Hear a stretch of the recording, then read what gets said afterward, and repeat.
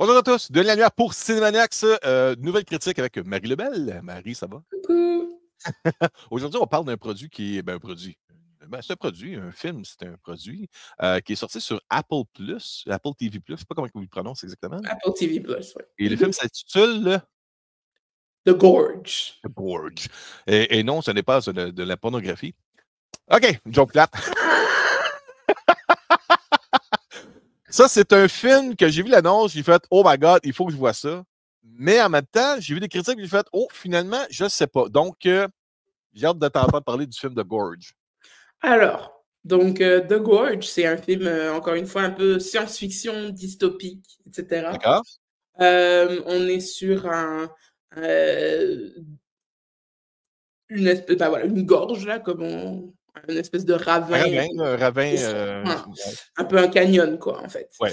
Et qui est au milieu de nulle part, mais tout ce qu'on sait, c'est que c'est comme à la frontière, ou en tout cas, ce serait à la frontière de comme deux pays qui sont un peu en guerre, un peu genre guerre froide, un peu à la URSS versus américain et tout. On ne sait pas exactement à quelle année on est, mais en tout cas, il y a des armes, une technologie assez développée comme la nôtre. Donc, voilà. Dans un futur non lointain, disons. Ouais. Voilà, une société qui est avancée comme la nôtre. Donc, on suit, c'est l'histoire de ce jeune agent, enfin, ce jeune soldat. Levi Kane. Voilà, qui se fait un. Qui Levi Kane, joué par Miles Ouais, Teller. Levi Kane. Ils s'appellent tous Kane en ce moment. Levi Kane, qui lui, se fait, voilà, tu dois te faire, il se fait domper dans la cambrousse et il doit s'orienter grâce à une boussole ou je sais pas quoi, marcher 50 km pour atteindre son poste. Et au poste, il y a quelqu'un qui est déjà là et donc lui, il fait la relève, donc il va faire la relève pendant 1 an. Cette personne lui dit, bon, bah, on lui montre un peu, bon, bah, on est là, on est sur le bord de cette falaise, puis bon, bah, il y a cette espèce de brouillard qui est constamment au-dessus, là, qui bloque la vue, et il lui dit, voilà, bon, bah, par-ci, il y a ça, par là, il y a ça. En face, tu as le même poste qui est installé, sauf que ça, c'est pour le pays d'en face, qui gère ça aussi. Vous ne devez pas rentrer en contact. Faites votre job. Et il dit, c'est quoi ma job? Ben, votre job, c'est d'empêcher tout ce qui est à l'intérieur de sortir. Voilà. Donc, c'est quand même assez mystérieux parce qu'on ne sait pas trop, puis en plus, on ne voit que bien plus tard. Des espèces de monstres humanoïdes, un peu à la... Moi, ça m'a fait quand même vachement penser à un mélange entre, tu sais, Pirates des Caraïbes, le bateau de Davy Jones, son équipage, Ouais. des personnes justement qui ont comme... qui sont devenus un peu comme... qui ont merge avec leur environnement, là. Oui. C'est ça, puis qui ont fusionné avec la mer. Donc là, t'en as un qui a une tête de coquillage. Enfin bref, c'est quelque chose comme ça. Et ça m'a aussi un peu fait penser à Annihilation dans le... T'as pas vu ce que tu parles avec Nathalie Portman. Moi, je l'ai pas vu, ce film-là. Ouais. Voilà, bah, c'est un film d'horreur. Accroche tes baloches, mon cher, parce que mon Dieu, ça, c'est un film d'horreur de vrai, un peu insoutenable à certains moments, mais on n'est pas là pour parler de ça. Donc, ça me fait penser un peu à Annihilation, un espèce de mélange des deux. Donc, c'est une espèce de zombie qui ressemble un peu à son environnement / Annihilation, qui essaye de... T'en as plusieurs qui essayent de sortir et bon, bah, leur but, c'est de leur tirer dessus. Ils ont une espèce d'arsenal de gros malades mentales comme on a rarement vu. Ils ont une munition infinie. Ils leur tirent dessus.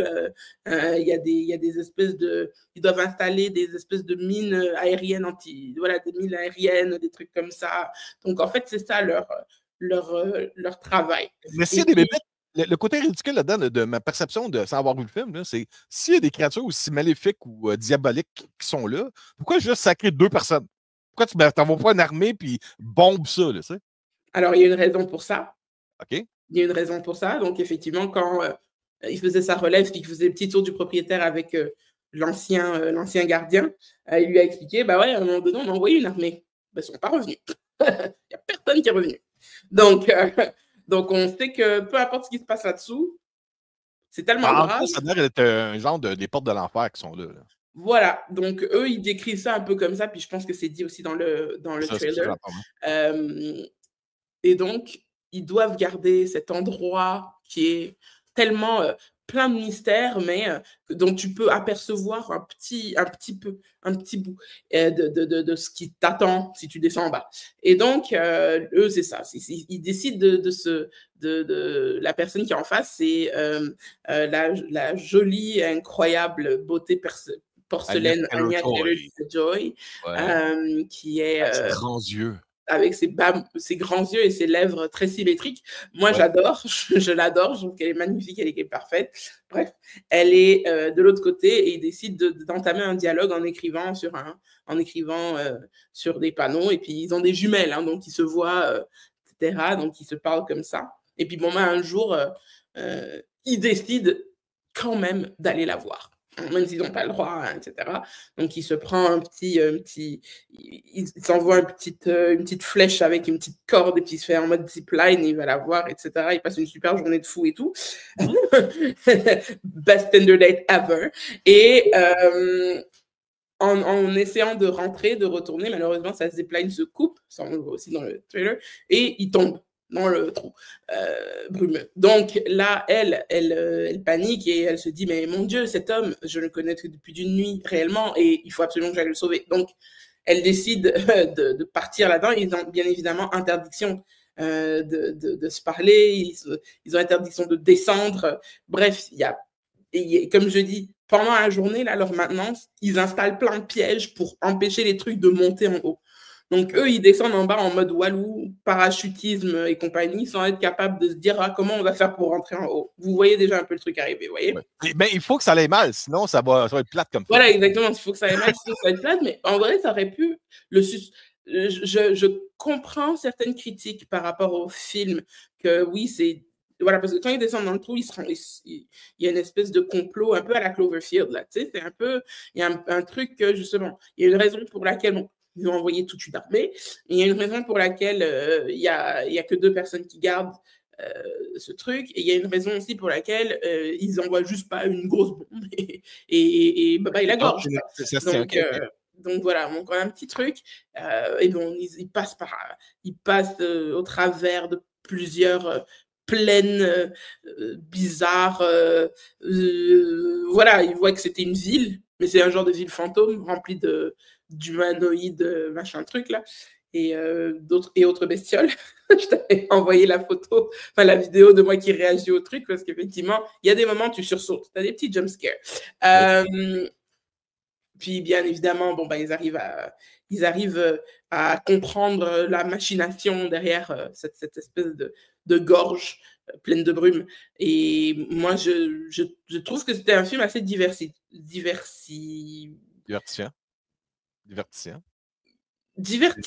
diversifié aussi un peu sur le truc de suspense. Je l'aurais peut-être poussé un peu si j'avais fait ce film où j'avais vu le rendu et que j'avais quelque chose à dire.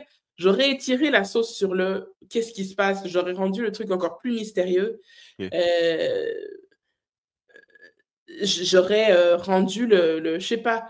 Tu sais, il y a une tension qui malheureusement manque un peu dans ce film, qu'on peut retrouver par exemple dans World War Z ou même aussi Annihilation. Tu sais, une tension de cet environnement est hostile à l'homme.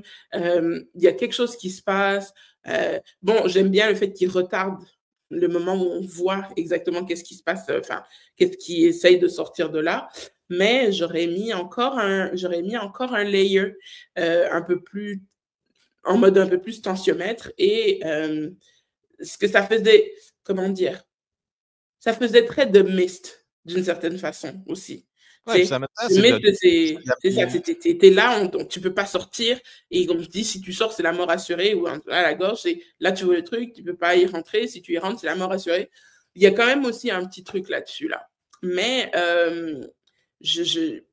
comment dire, ça ressemble, c'est ça que je dis, c'est que ça ressemble un peu trop à plein d'autres films, c'est un espèce de mishmash de plein d'autres films qui ont existé avant. Ça ressemble un peu, dans le design, t'as Pirates des Caraïbes, j'ai même pas regardé c'est qui a fait le design, peut-être que ça se trouve c'est le même gars.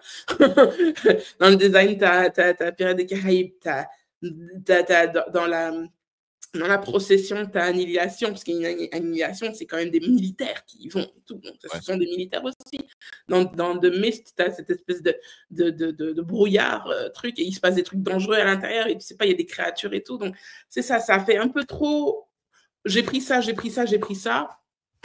On met ça un peu, on assaisonne un peu comme on veut, puis après, on décide de faire un film avec. J'aurais rajouté j'aurais rajouté des layers pour que cette tension soit beaucoup plus efficace et surtout qu'on nous vende pas, parce que malheureusement, on nous a vendu un peu trop tôt le pourquoi, du comment, qu'est-ce qui se passe là-dedans, d'une certaine façon, même si ça se passe plus. On nous l'a donné trop vite, en fait. Pas trop tôt, mais on nous l'a donné trop vite. C'est comme, tu voulais savoir ce qui se passe, tac! Ouais, t'as l'impression que les gens qui essaient des fois de vendre leurs films, que ce soit au cinéma ou en streaming, que s'ils ne te montrent pas tout, le monde ne viendra pas le voir. Ils ne sont plus capables de garder rien de mystérieux. C'est ça le problème. Mais c'est pas vrai. Enfin, il y a plein de choses que, comme tu dis, par rapport à d'autres films et tout, qu'on aurait été content de voir. Ouais. Le problème, Marie, je pense, c'est qu'il y a tellement de contenu maintenant à consommer que pour avoir ton attention, il faut que tu dises, hey, check, nous autres, qu'est-ce qu'on a? Check, qu'est-ce qu'on a? C'est ça le problème.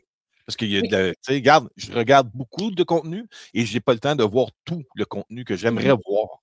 C'est hallucinant. Là. Ça, c'est sans compter les médias physiques, le jeu vidéo, mon travail, la famille, lorsqu'on reçoit des gens à souper à la maison, s'occuper de la maison. À vivre, quoi. Ouais, les loisirs, les sports. Mike, on a que 24 heures de journée, puis malheureusement, il faut dormir là-dedans. Tu sais. Fait que je pense que c'est ça. C'est ils veulent t'en montrer tellement pour être sûr d'avoir ton attention pour que tu viennes voir le film. Puis comme ça, quand tu vois le film, tu vas.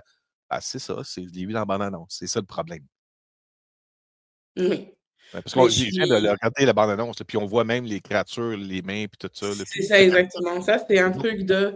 Tu sais, moi, de Gorge, c'est un peu bête parce que, d'une certaine façon, pas que je suis tombée dessus par hasard, hein, mais un peu. Parce que mes parents regardent Dissociation en ce moment et c'est leur truc. Et si tu veux, à chaque début, parce que Dissociation sont dans leur 2e saison en ce moment, qui est à chaque vendredi. Puis, à chaque fois que tu commences l'épisode, tu as une bande-annonce, justement, parce qu'Apple veut vendre son contenu à ceux qui ont déjà un truc, parce que c'est gratuit sur Apple TV+. Une fois que tu es abonné à Apple TV+, tu as accès à ce film gratuitement. C'est un peu, Apple TV, c'est un peu comme Amazon. Il y a plein de contenus auxquels tu n'as pas accès parce qu'il faut payer. Mais c'est un produit original de Apple TV. C'est ça, c'est un produit original de Apple. Donc, on voyait cette publicité, puis mes parents, ils skippaient tout le temps, mais je veux dire, ils arrivaient à un point où c'était assez intriguant, on va dire ça comme ça. Il y a une petite 10 secondes où c'était assez intriguant, puis moi, je ne voyais pas les créatures, je ne voyais pas les trucs, donc je ne savais pas du tout à quoi m'attendre. Donc, d'une certaine façon, c'est une bonne chose, mais j'ai quand même été capable de repérer les similarités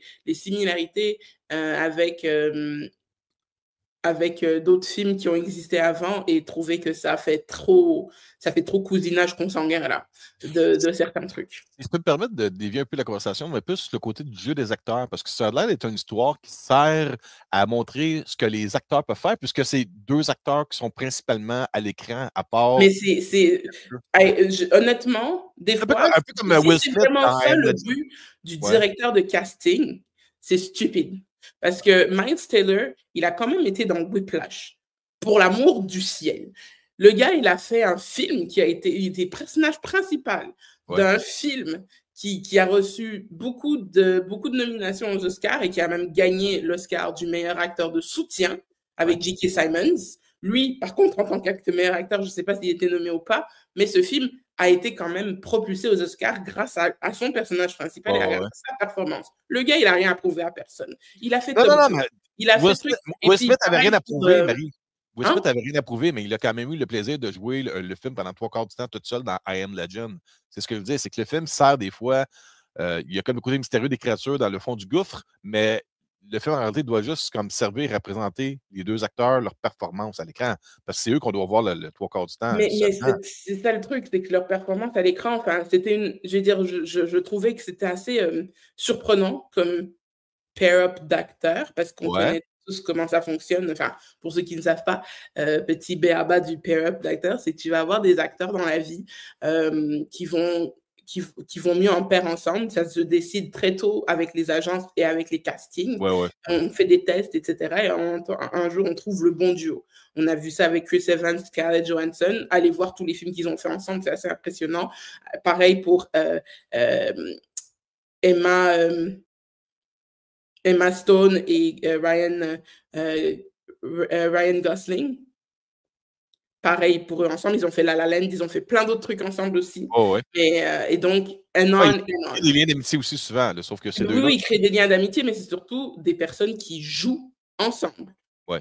Qui sont un couple d'acteurs. Ouais. C'est ce qu'on dit, un couple d'acteurs, c'est ça, c'est des acteurs qui vont jouer ensemble tellement souvent, parce que c'est comme ça, justement, ils ont la chimie ensemble à l'écran et c'est bien. Je ne sais pas si c'est une tentative de pair-up, parce que eux, ils ont, de ce que je me souviens, ils n'ont pas fait de film ensemble, ces deux-là, de ce que je me souviens.